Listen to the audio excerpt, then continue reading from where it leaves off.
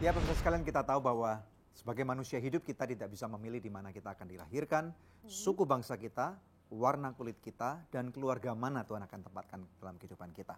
Nah, oleh karena itu pada waktu kita dilahirkan di Indonesia tentunya, ada suatu kerinduan untuk bagaimana kita boleh mencintai Indonesia, negeri kita tercinta, betul? Amin. Ya? Hari ini kami akan mengangkat sebuah topik yang berjudul Mencintai Indonesia. Sebagai warga negara Indonesia tentulah sudah menjadi kewajiban kita untuk tidak bertanya apa yang dapat negara berikan kepada kita, tapi apa yang dapat kita berikan untuk negeri kita yang tercinta ini. Kita akan mengundang satu narasumber yang luar biasa, Daniel, ya, yang bernama Pauline Budianto. Dia sudah lama tinggal di Belanda, 26 tahun, tapi memutuskan untuk pulang ke Indonesia dan mengabdi, melayani orang-orang kaum marginal di Indonesia. Ya, Anda menyaksikan Good News Program bersama dengan saya, Daniel Hendrata, dan juga istri saya, Debbie Katarina. Senang sekali bisa berjumpa kembali dengan pemirsa setia dari Good News Program. Ya, dan jangan lupa bahwa acara ini dapat juga Anda saksikan melalui website kami yang ada di www.anugrah.net. Oke? Dan pemirsa, kalau ada di antara pemirsa yang memerlukan bantuan doa atau konseling, Anda bisa menghubungi kami di nomor-nomor telepon yang tertera di layar kaca pemirsa sekalian, atau melalui email di doa@anugrah.net. Kami percaya bahwa acara ini pasti akan menjadi berkat dan juga memberikan suatu inspirasi yang luar biasa buat Anda. Oleh karena itu kita akan saksikan satu cuplikan yang berikut ini. Pak, jangan takut, jangan gugup. Ini sudah bukan zaman gusur-gusuran. Mereka tahu kalau Bapak udah 20-30 tahun membangun keluarga, membangun nafkah di sini.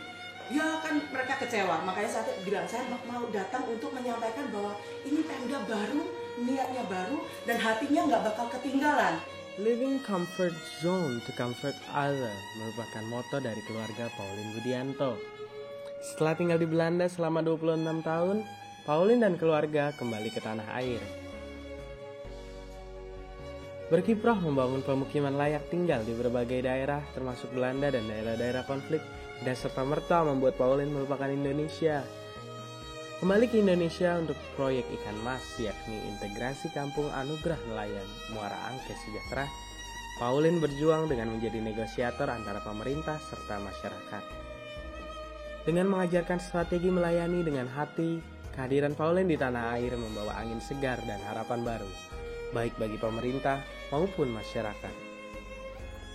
Kiprah apa saja yang telah Pauline lakukan bagi masyarakat saat ini? Jangan kemana-mana, saksikan sesaat lagi hanya di Good News Program. Arsitektur yang jurusannya adalah restorasi kampung kumuh dan penataan pedalaman. Wow. Keren! Itu yang membawa saya, Wow. terus akhirnya kuliah di Belanda.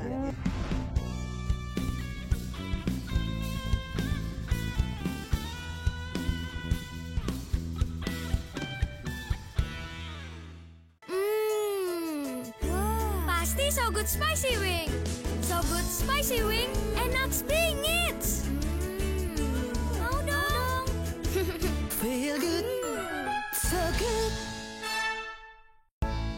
So Good Chicken Nugget, banyak pilihan, berkualitas, lezat, nikmat. Feel good, so good. Sayur apa yang besar? Dino sayurus. Nah, kalau ayam yang besar, ayam semesta. Kalau yang besar dan bikin seru, Sones Jumbo. Baru sosis Sones Jumbo. Jumbo sosisnya, jumbo serunya, jumbo puasnya. Gimana? Seru? Apalagi kalau pakai sosis Sones Jumbo. Sones Jumbo, jumbo puasnya.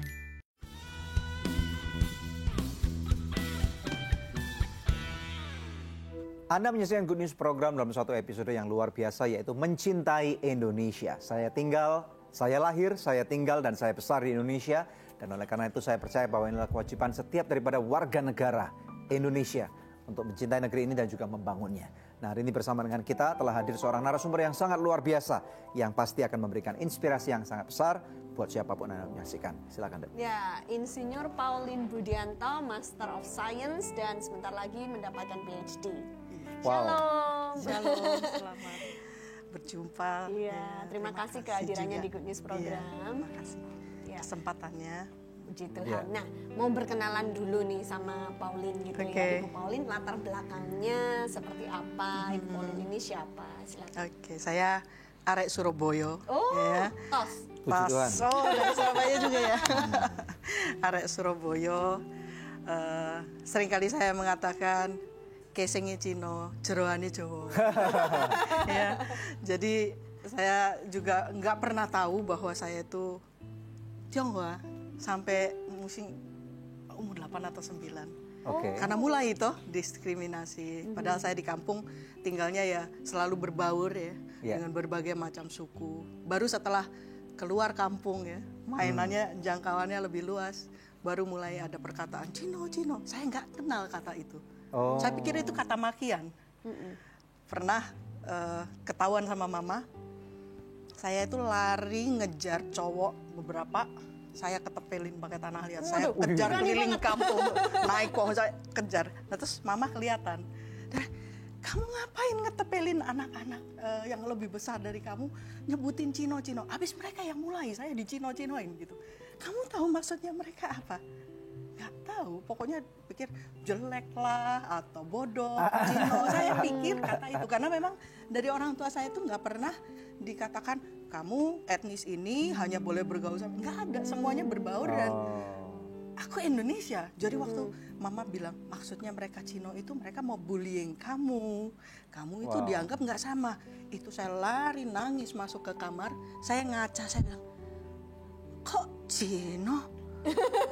Saya nggak mau, saya Indonesia. Saya bilang sama ayah ibu saya, bagaimana mungkin saya dibilang Cino gitu. Jadi di situ mulai berjuang menerima diri saya sendiri bahwa di tanah kelahiran saya sendiri itu saya adalah tergolong etnis yang banyak dibenci begitu. Itu. Jadi, yang dianggap minoritas. Iya, dan ternyata bahan ejekan begitu. Betul. Di Padahal kampung kita ya. nggak bisa memilih ya. Betul. Menjadi etnis apa atau kita dilahirkan di negeri yang mana. Kalau bisa milih yang enak ya, kita lahir di Belanda atau lahir di Amerika, di Australia gitu ya. Apalagi jadi anak Bill Gates paling enak itu. Yang menariknya adalah setelah lulus SMA, Pauline mendapatkan beasiswa nih ya ke negeri Belanda. Betul. Nah, bisa diceritakan sedikit gimana itu prosesnya? Mencari beasiswa itu sebenarnya disesuaikan sama minat dan kerinduan saya. Saya itu dari kecil sejak menemukan jati diri itu tiba-tiba terus saya bilang ya udah pokoknya aku harus membuktikan bahwa aku ini Indonesia, ininya merah putih begitu. Lalu saya bilang mulai menelusuri kisah hidup orang yang membaktikan dirinya untuk Indonesia, kaum marginal gitu. Salah satu sosok yang sangat saya banggakan itu Romo Mangun. Karena dia seorang budayawan, antropolog, penulis juga dan arsitek. Dia arsitek yang mendapatkan penghargaan Aga Khan itu untuk proyeknya dia yang sepanjang Kali Code di Jogja. Nah itu saya selalu pengen menjadi seperti Romo Mangun, jadi paling nggak arsitek atau antropolog atau sosiolog gitu. Jadi saya pelajari hidupnya meskipun saya belum pernah berjumpa beliau ya. Tapi hidup beliau itu sangat menginspirasi bagi saya. Nah, saya lihat kalau saya mau jadi menolong orang paling gampang tuh kan jadi dokter. Tapi saya takut ngelihat yang nggak tahu lah nyayat orang, lihat darah gitu. Terus saya pikir ya udah kalau gitu jadi arsitek atau apa. Lama-lama saya dari kecil itu saya punya daftar. Saya ini pengen berbakti buat nusa bangsa itu paling mudah itu melalui apa? Lalu saya cuma bilang, kalau bisa saya arsitek itu mencakup semuanya. Ada psikologi, ada lingkungan, ada antropologi, sosiologi juga ya. Dan memang terus akhirnya saya cari di Surabaya waktu itu kok kurikulum kalau arsitek itu cuma bangunan tinggi. Nah itulah ya. Selama ini yang kita tahu di Indonesia arsitektur adalah membangun bangunan. Bagaimana bisa diterapkan untuk membantu kaum marginal? Betul. Itu saya nggak selera gitu. Kalau yang ngelihat yang bangunan modern, saya tanya dengan anak-anak yang udah kuliah di sana, nanti bikin gedung pencakar langit dengan kaca dari Amerika, kaca di coating. Aduh, buat saya nggak, doesn't make sense gitu. Terus saya dengar dari kakak saya yang kebetulan sudah kuliah di Belanda, dia bilang ini nih ada arsitektur yang jurusannya adalah restorasi kampung kumuh dan penataan pedalaman. Wow. Keren. Itu yang membawa saya Wow. selesainya kuliah di Belanda. Gitu. Jadi bukan untuk menjadi kaya atau menjadi tenar karena kemudian jadi arsitek yang bisa membangun gedung sampai tingkat 200 misalnya Betul. gitu ya. Mungkin dari kecil karena udah dihadapkan pada tantangan itu ya. Saya nggak terlalu mencari kayanya, tapi kaya batin, kaya pengalaman, kaya cinta kasih. Dan yang penting kaya Tuhan Yesus. Amin. Kaya itu kan koyok Tuhan Ya, Yesus. koyok. Oke. Good, kita akan closing dulu, nanti kita akan Alright. lanjut perbincangan ini lebih dalam lagi. Silakan. Oke. Ya.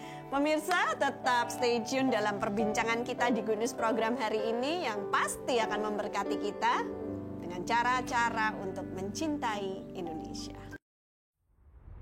Yang kamu asuh kemarin 2 anak itu bersaudara udah mati, dibacok papanya, Wow. papanya mabok. Wow. Terus ibu yang kemarin ketemu itu tiba-tiba udah nggak ada, udah diculik gitu. Jadi kesehariannya itu ngeri sekali kalau tinggal di rusunnya Kenya ya.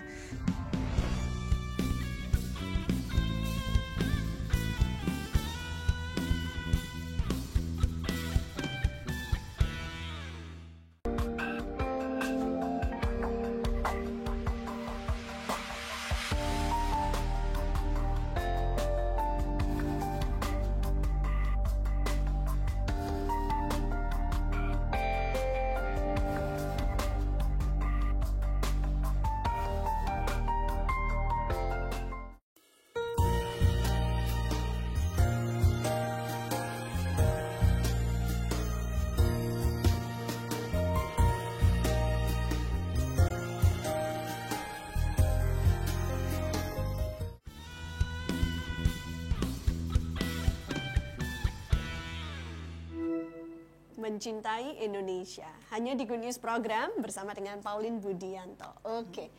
Nah, setelah kemudian di Belanda lulus jadi arsitek kan ya, lalu menetap di sana 26 tahun ya. Iya, karena ngambil S2 juga.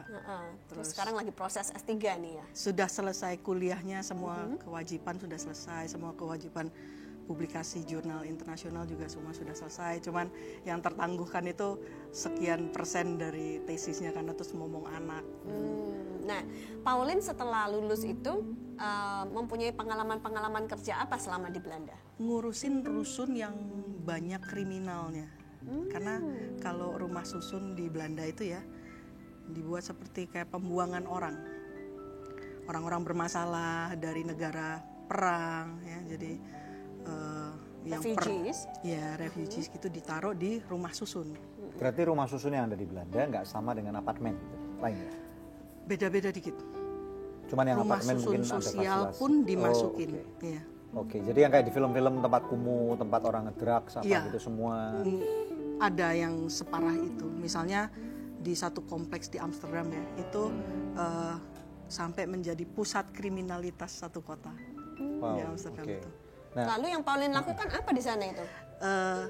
Membuat proyek-proyek pendekatan masyarakat. Misalnya orang-orangnya kan nggak mau kalau ditaruh di rusun yang lebih bagus gitu ya. Maunya yang rusun kumuh itu aja. kenapa terus, mereka nggak mau pindah? Dalam pemikiran mereka itu bagaimana cara? Mereka itu seringkali udah 30 tahun lari dari negaranya, dari Maroko, Turki, Iran, Irak gitu ya. Lalu mereka udah tinggal di Belanda tapi nggak berasimilasi, jadi praktis nggak bisa berbahasa Belanda. Oke. Jadi setiap perubahan sekecil apapun mengerikan buat mereka. Padahal sudah diyakinkan bahwa ini tempat lebih baik gitu. Iya. Ya. Wow. Nah terus karena kalau di rumah susun itu kan misalnya satu tower 16 tingkat, 20 tingkat, terus jendela kecil-kecil, pintu kecil-kecil. Kita kalau ditanyain rumah kamu mana? Oh belokan situ yang rumah kuning. Nah kalau rumah di rusun mereka nggak bisa karena rusun di Belanda tuh massal sekali ya, masif banget. Oke. Jadi kerugiannya mereka nggak punya identitas. Rumahmu yang mana? Yes, one of the window, one of the doors gitu ya sambil nunjuk ya. Yeah. Tapi impactnya di sosial adalah misalnya anak-anak seneng ngaco kan sebenarnya. Anak-anak itu seneng iseng, seneng ganggu.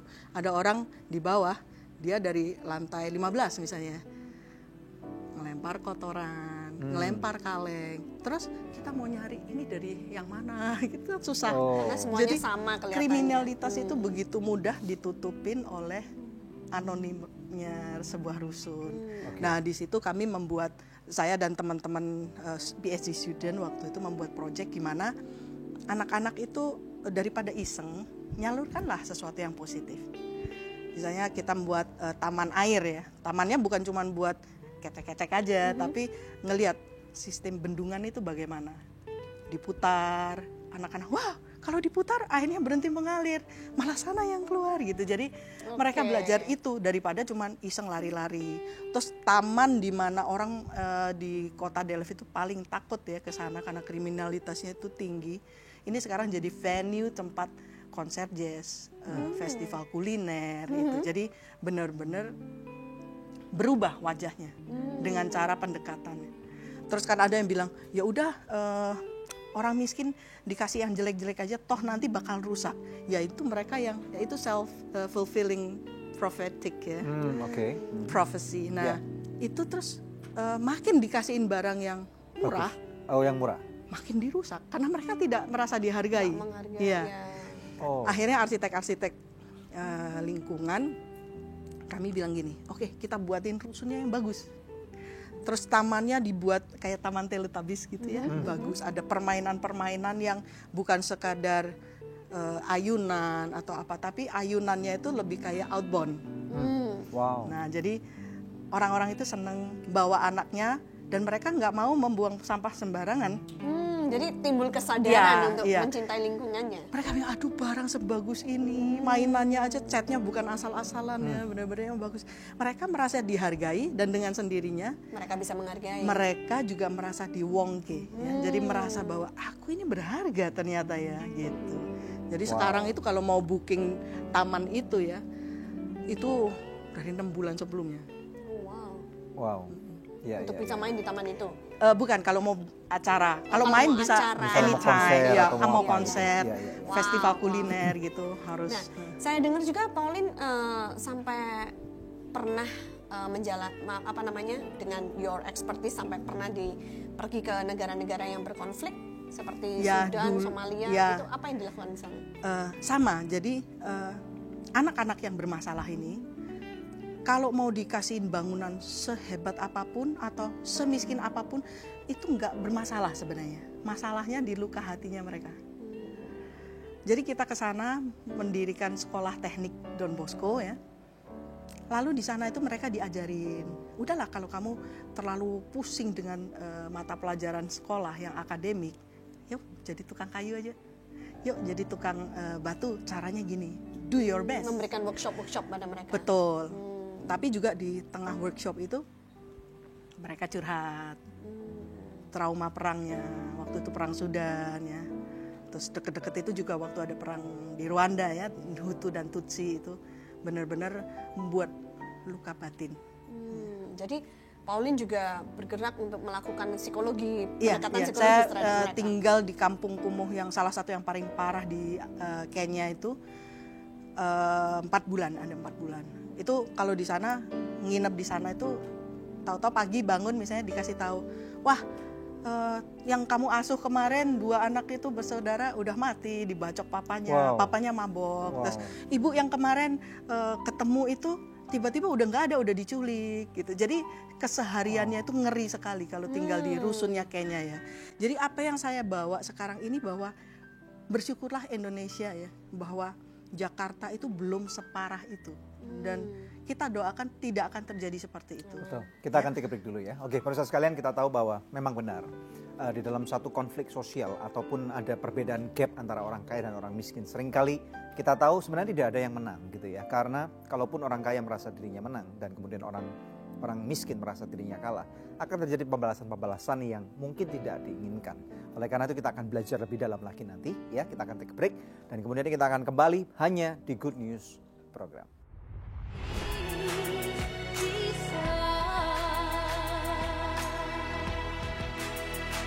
Not my mind, not my power, but by your grace, Jesus.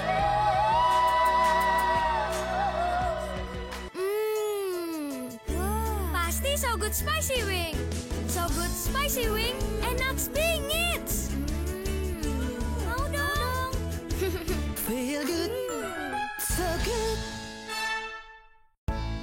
So Good Chicken Nugget banyak pilihan, berkualitas, lezat, nikmat. Feel good, so good. Sayur apa yang besar? Dinosaurus. Nah, kalau ayam yang besar, ayam semesta. Hal yang besar dan bikin seru. Sones Jumbo. Baru sosis Sones Jumbo. Jumbo sosisnya, jumbo serunya, jumbo puasnya. Gimana? Seru? Apalagi kalau pakai sosis Sones Jumbo. Sones Jumbo, jumbo puasnya.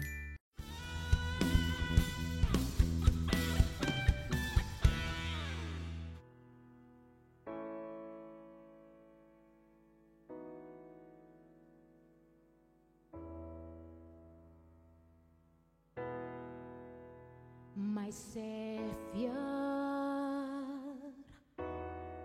my Redeemer, Jesus, you have died for me.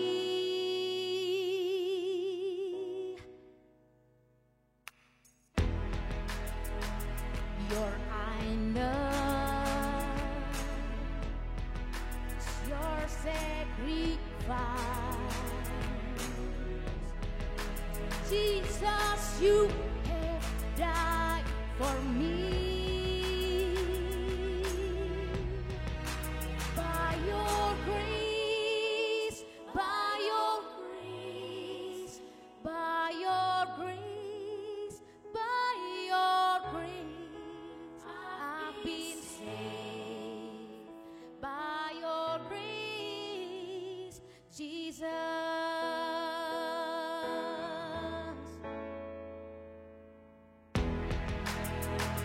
Your your sacrifice. Jesus, you have died for me. By your grace, by your grace, by your grace, by your grace, I've been saved. By your grace, Jesus. By your grace, by your grace, by your grace, by your grace, I've been saved. By your grace, Jesus. It's not my mind, not my power, but by your grace, Jesus. By your grace, by your grace, by your grace, by your grace. By your grace, by your grace, by your grace, by your grace, I've been saved. By your grace, Jesus. By your grace, by your grace, by your grace, by your grace, I've been saved. By your grace, Jesus, my Savior, I've been saved. By your grace, Jesus.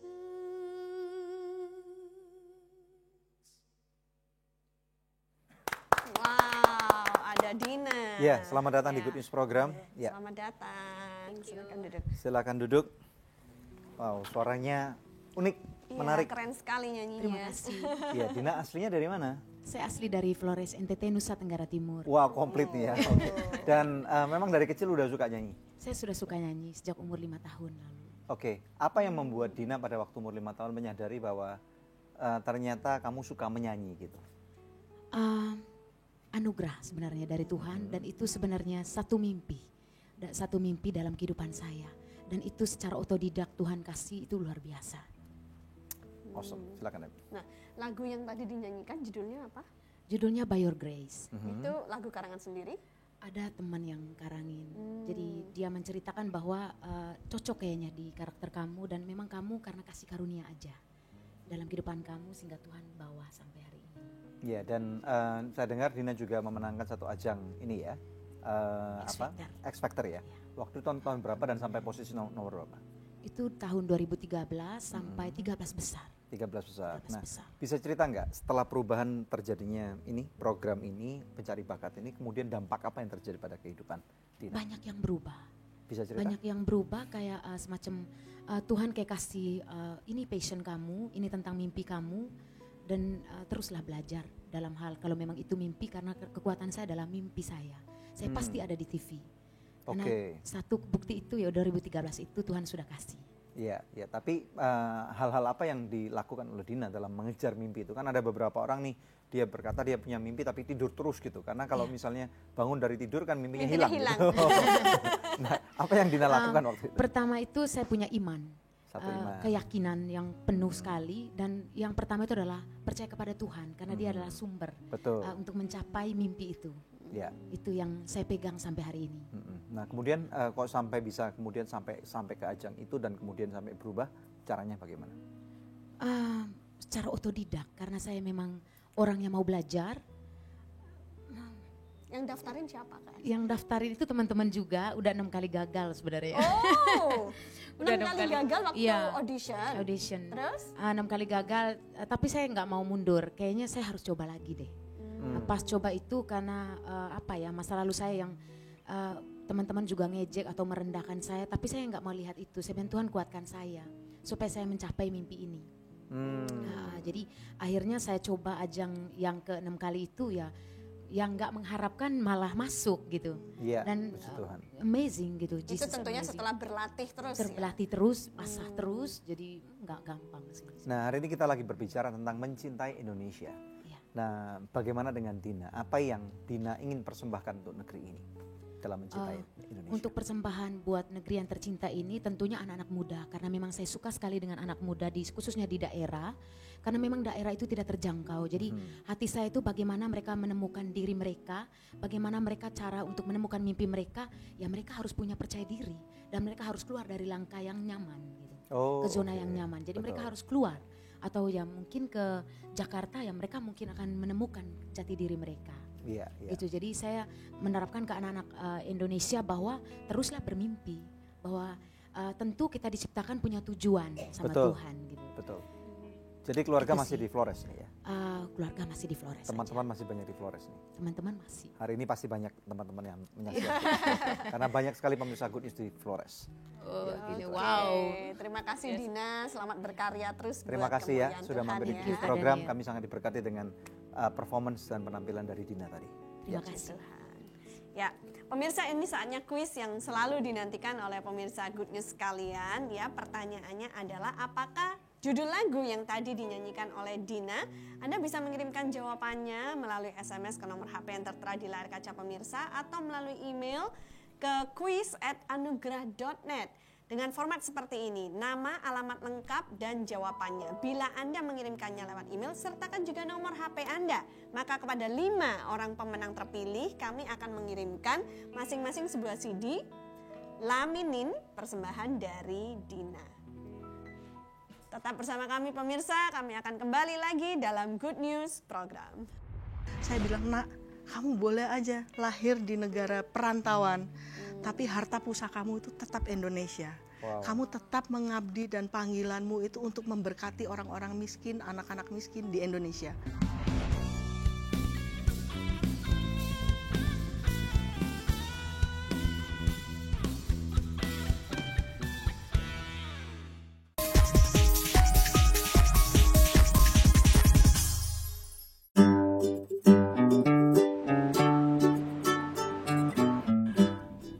Pendeta Muin, seorang hamba Tuhan yang mendedikasikan dirinya kepada Tuhan dan pelayanannya, bersama istrinya Ibu Dina Marsiana, masuk dan merintis pelayanan di Desa Kase pada tahun 1997. Di tahun yang ke-10 sejak pelayanan mereka dimulai, mereka akhirnya dapat membangun gedung ibadah. Namun seiring berlalunya waktu, kondisi bangunan mulai rapuh karena bahan-bahan yang mereka pakai memang seadanya. Beberapa kali plafon hampir runtuh karena sebagian besar kayunya sudah lapuk. Setelah melakukan survei, akhirnya tim Anugerah Ministries menetapkan GKP-KB Abdi Agape sebagai program CMO yang ke-40. Tepat pada pukul 9:30 waktu Indonesia Barat, kami memulai pembukaan CMO dengan ibadah singkat. Acara dilanjutkan dengan penandatanganan MOU antara Anugerah Ministries dengan GKP-KB Abdi Agape. Kemudian secara simbolis memasang salah satu tiang sebagai tanda dimulainya proyek CMO yang ke-40. Adapun hal-hal yang akan dikerjakan pada CMO ke-40 ini adalah penggantian kuda-kuda dan reng atap karena banyak yang sudah termakan rayap, kemudian melakukan pemasangan plafon, penggantian tiang-tiang yang sudah lapuk, dan juga pelebaran bangunan sepanjang 4 meter ke depan dari ukuran semula 8x16 meter menjadi 8x20 meter. Kemudian melakukan penggantian pintu dan jendela karena sebagian besar sudah lapuk, serta pembuatan teras gereja.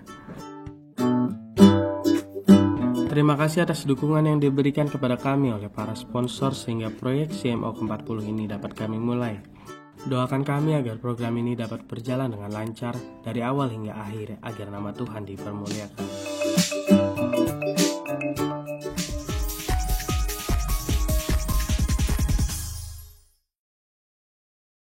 Pemirsa, sejak tahun 2005 kita telah bersama-sama di dalam Good News Program. Terima kasih untuk kesetiaan dari pemirsa setia Good News Program, khususnya buat partner dari Anugerah Ministries. Bila ada di antara pemirsa yang belum menjadi partner Anugerah Ministries, izinkan saya mengetuk hati Anda. Mari sama-sama kita dukung Anugerah Ministries supaya bisa lebih banyak lagi pekerjaan Tuhan yang kita lakukan bersama-sama.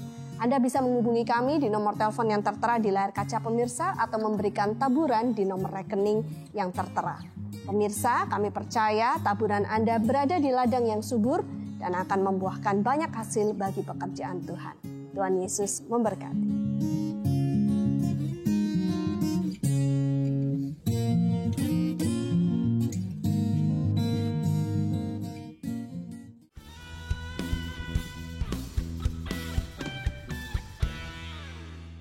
Mencintai Indonesia. Kita akan belajar lebih banyak dari Pauline Budianto. Alright, nah Pauline bisa ceritakan setelah 26 tahun tinggal di negeri Belanda dan merasakan semua kenyamanannya dan kemapanan dari negeri tersebut. Apa yang membawa Pauline kemudian pulang kembali ke Indonesia? Saya teringat waktu pesan mama, waktu saya pertama kali naik pesawat itu ke Belanda. Dibilang, "Nak, jangan lupa kamu ke Belanda ini, kamu adalah dalam rangka mencari ilmu yang bisa kamu abdikan untuk masyarakat.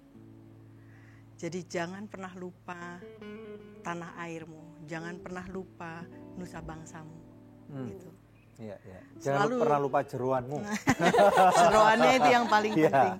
Tapi memang ya dari 26 tahun itu kalau udah istilahnya mengakar, udah sekian lama tinggal, lalu udah berkeluarga lagi, makin lama makin sulit untuk pulang. Jadi berarti menikahnya juga di Belanda? Menikahnya juga di Belanda. Suaminya juga di Belanda? Di student flat ketemunya. Oke. Orang Indonesia juga? Orang Jakarta, Oke. Dan kemudian punya anak di Belanda juga? Iya. Wow, oke. Jadi anak-anak warga negara Indonesia atau warga negara?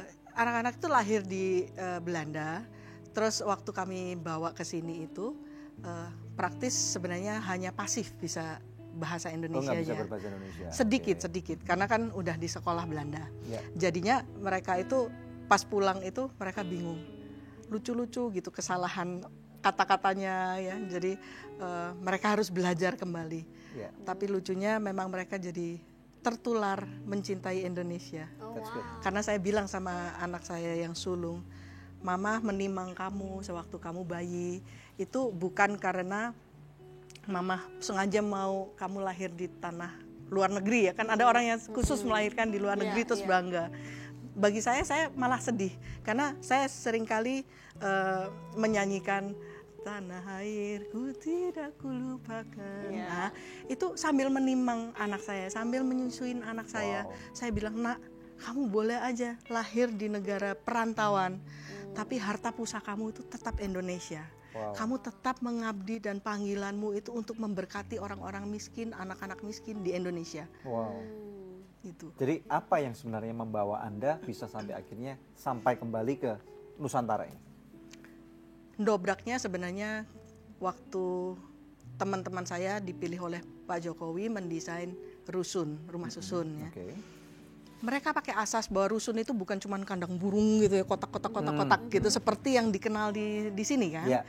Rusun itu istilahnya kayaknya jelek banget. Makanya teman saya mendesain supaya rusun pun itu manusiawi. Ini waktu Pak Jokowi masih jadi gubernur? Waktu masih gubernur. Kemudian? Nah, terus mau di launching di Muara Angke. Nah, saat itu sempat ada pergolakan karena mereka pikir, wah pemerintah ini sama deh sama pemerintah yang dulu, kerjanya ngebuldoser. Padahal Pak Jokowi bilang mereka tidak mau kehilangan orang. Istilahnya nggak mau kehilangan orang, tidak ada penggusuran. Dan orang-orang yang waktu itu sudah tinggal 2 tahun aja di DKI dengan kesaksian 2 atau 3 tetangga, boleh jadi. Karena Tuhan ada di sana ya. Iya. Ya, jadi lalu ada kerusuhan, teman-teman saya itu sampai terancam mau dibunuh. Terus nggak jadi dibunuh, mereka Skype ke Belanda. Pauline, kamu kan sebagai ahli kampung kumuh, ahli pedalaman, seringkali harus berhadapan dengan maut, hampir dibunuh segala. Ya ini kami tadi baru lolos dari maut, kamu mau nggak next yang negosiasi? Yang berhadapan dengan maut gitu? Iya, mereka udah bersenjata. Saya Pemda juga udah bilang, Bu kami nggak berani menjamin nyawa ibu. Saya bilang, saya udah ada yang jamin dan bahkan yang menjamin saya berani menjamin bapak juga. Gitu. Jadi saya mendapat restu dari suami, terus pamit anak-anak. Hanya negosiasi kerusuhan itu selama seminggu di Indonesia terus balik lagi. Jadi pulang ke Jakarta. Hanya untuk supaya rakyat itu lebih mengerti motivasi programnya pemerintah, tapi juga membuat pemerintah yang tadinya suntuk dan frustrasi, aduh kenapa rakyat mau ditolong, mau disejahterakan malah ngamuk gitu. Nah, saya menjembatani itu, saya mengajar teknik-teknik gimana supaya komunikasinya bisa ketemu. Oke, jadi yang dilakukan pada waktu itu selama seminggu itu menjangkau ke masyarakat bawah atau ke pemerintah? Dua-dua. Langkah-langkah apa yang waktu itu dilakukan? Kalau ke masyarakat, saya akhirnya tetap maksa mau ke sana, mau bertemu rakyat. Meskipun Pemda, Satpol PP segala sudah takut ya, mereka sering nggak berani gerak. Bu, sudah tanda tangan darah loh Bu, gitu ya. Ya nggak apa-apa. Terus kalau ke pemerintah, kalau ke orang-orangnya itu seringkali juga mungkin terbiasa dengan mentalitas kerja yang dulu tidak ada yang mengkontrol. Jadi mereka mau perform atau enggak masalah gitu. Rakyat nggak tahu. Mereka juga nggak dapat apa-apa ini. Betul. Ya? Nah, di reformasi mental dari Pak Jokowi itu saya terjemahkan melalui menjembatani komunikasi antara masyarakat yang merasa disolimi dan pejabat yang ternyata banyak frustrasi karena rakyat ini kok nggak tahu terima kasih. Nah, itu sekarang sudah ada caranya begitu. Saya mengajari teknik-teknik. Nah, rupanya setelah menjadi negosiator selama 1 minggu itu, terus jatuh hati kembali kepada Indonesia ya, sampai diboyong semua pulang. Betul, saya merasa inilah jalannya. Karena baik saya maupun suami sebenarnya sudah berkali-kali mencoba kepengen kerja di Indonesia gitu, tapi belum kesampaian, mungkin karena anak-anak juga sekolah, gimana mau uprooting mereka ya. Lalu dengan ada jalan ini, saya bilang inilah ilmu yang saya pelajarin selama S2, S3 saya itu tergabung, saya bisa membaktikannya dalam kasus-kasus seperti ini gitu. Lalu suami merestui, saya pulang itu hanya seminggu kan. Kayaknya tapi seminggu itu merubah hidup saya juga. Bahwa ada masyarakat yang sedang begitu marah sampai bersenjata, akhirnya bisa berurayan air mata beberapa tetuanya itu. Mereka bahkan bilang, Bu, Ibu minggu lalu kemana? Waktu ada orang kerusuhan itu, saya belum tahu apa-apa. Lalu saya bilang, emang kenapa Pak? Seandainya Ibu ada di sini, janji-janji surga, angin surga itu bisa jadi nyata Bu di bumi. Saya bilang amin. Untuk itu saya ada di sini. Wow, luar biasa. Oke, pemirsa sekalian, kita akan mendengarkan dan belajar lebih banyak lagi dari seseorang yang luar biasa. Dan kita tahu bahwa sekali lagi, memang benar Tuhan menentukan kita untuk lahir di negeri ini. Dan inilah kewajiban kita untuk mencintai dan terutama membuat negeri ini untuk memuliakan nama Tuhan. Ya, hanya di Good News Program. Saya bilang, saya ada di sini karena saya diutus Tuhan untuk memberkati negeri ini. Jadi sampai kepala dinas pun, kamu butuh mendengar message ini.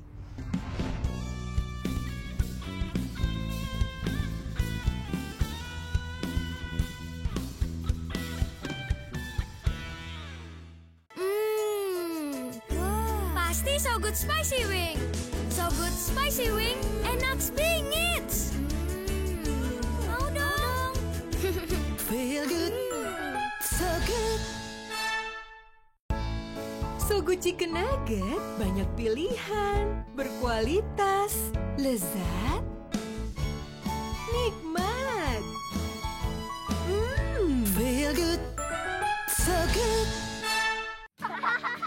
Sayur apa yang besar? Dino Sayurus. Nah, kalau ayam yang besar, ayam semesta. Hal yang besar dan bikin seru, Sones Jumbo. Baru sosis So Nice Jumbo. Jumbo sosisnya, jumbo serunya, jumbo puasnya. Gimana? Seru? Apalagi kalau pakai sosis Sones Jumbo. So Nice Jumbo, jumbo puasnya.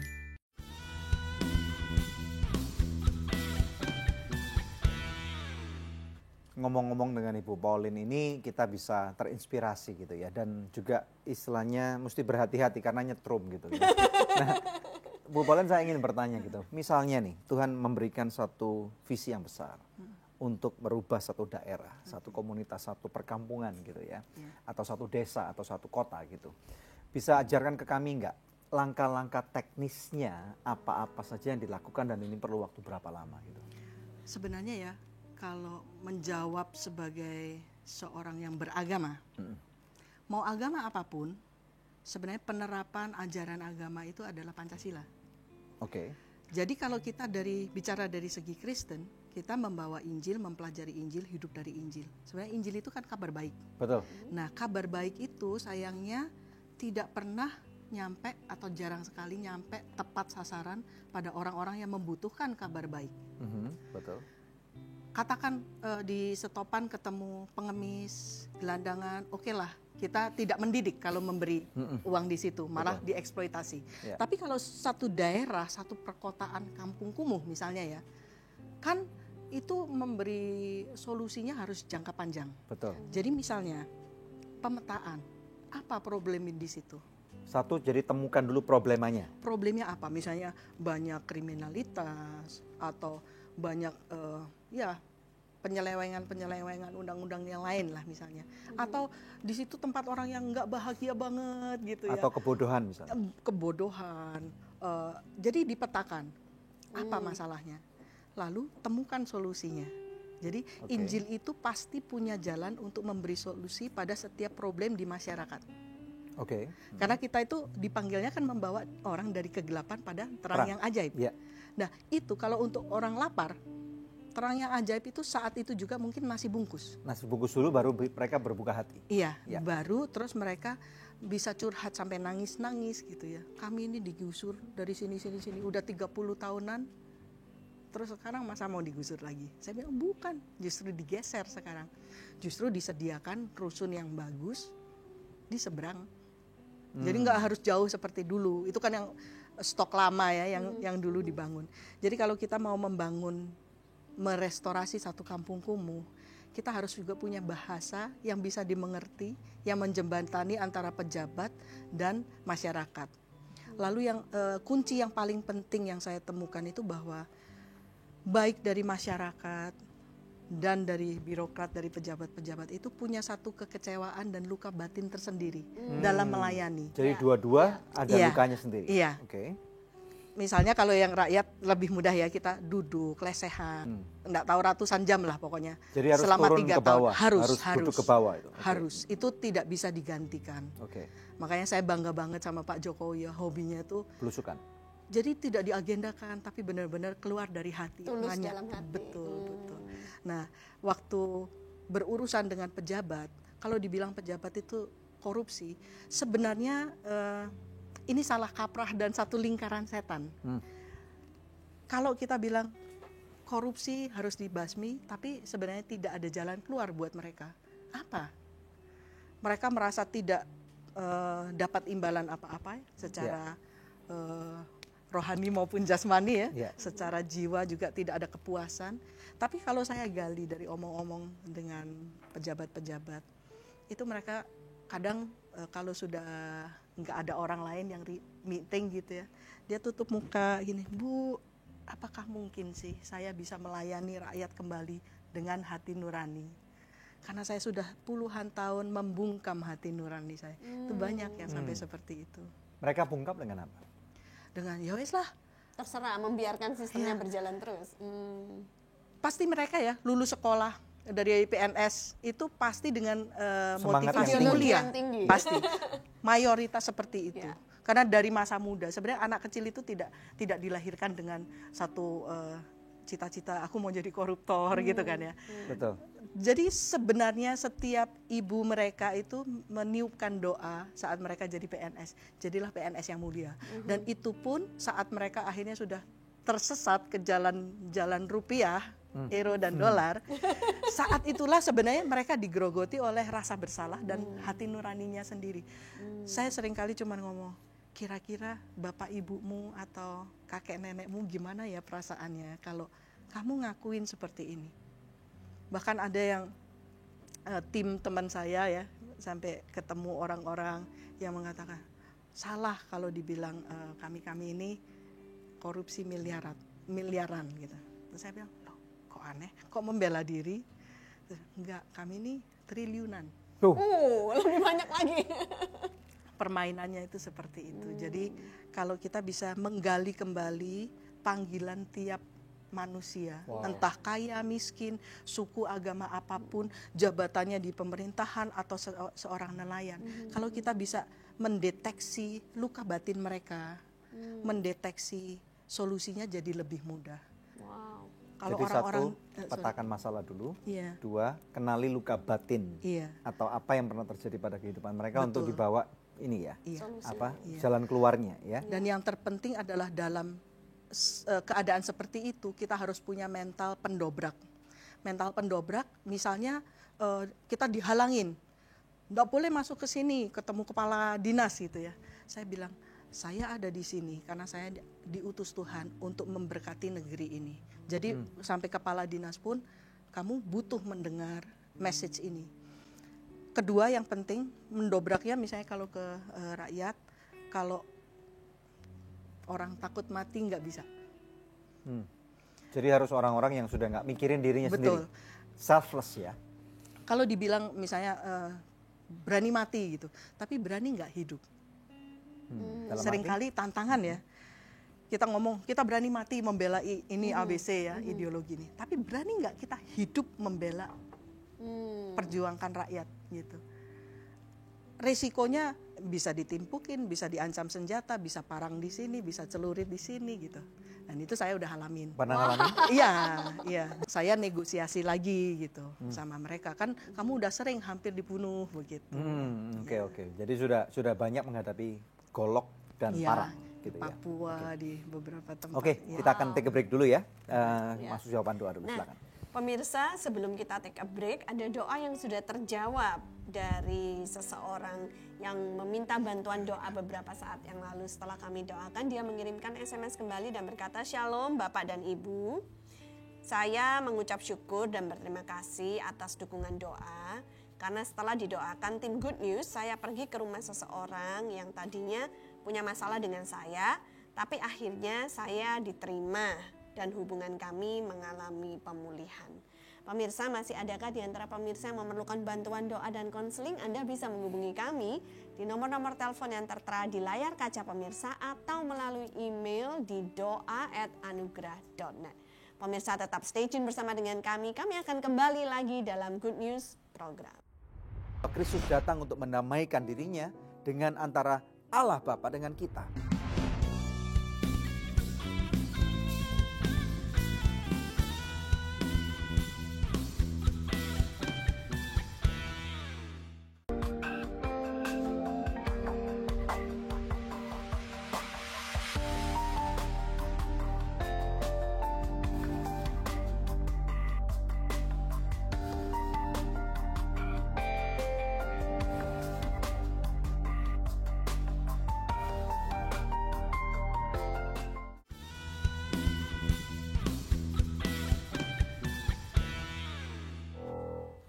Ketika ada orang-orang yang sudah pesimis sama Indonesia, pergi meninggalkan negeri ini dan nggak mau kembali lagi, malah ada orang-orang seperti Ibu Pauline yang mengabdikan dirinya pulang dari negeri Belanda untuk melayani rakyat Indonesia.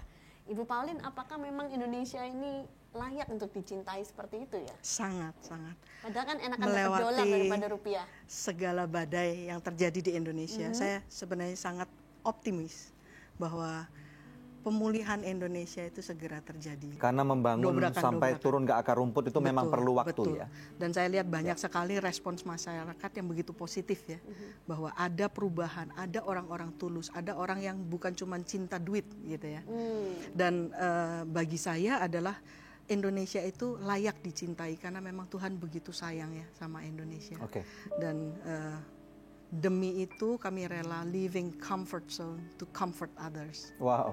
Dan jadi dari 3 itu ada poin apa lagi yang kita mau kalau mau menjadi negosiator yang merubah negeri ini ya, harus punya mental berani hidup untuk perjuangan. Berani hidup. Berani hidup. Karena sering kita ngomong berani mati ya, tapi berani hidup nggak? Perjuangan pontang-panting, mendamaikan perselisihan, mau ditodong segala macam. Berani nggak berjam-jam, berhari-hari, berbulan-bulan bahkan menunggu keputusan dari PNS gitu misalnya. Nah itu bagi saya adalah berani hidup untuk memperjuangkan kesejahteraan rakyat Indonesia. Ada poin lagi yang lain? Satunya lagi adalah kalau kita itu leaving comfort zone, kita terus bilang, aku udah keluar dari zona nyaman nih, apa rewardnya? Bukan. Comfort zone itu adalah kita bisa comforting others, jadi menghibur orang. Kalau tidak ada itu, percuma aja kita ngomong living comfort zone segala. Kalau kita cepat gerah dengan uncomfortable kita sekarang, kita masuk zona nggak peduli lagi. Kalau kita mau tetap peduli dan tetap mencintai Indonesia dengan segenap apa yang kita bisa, kita harus berani keluar dari zona nyaman. Wow. Itu. Jadi ada 5 poin tadi ini ya yang diajarkan.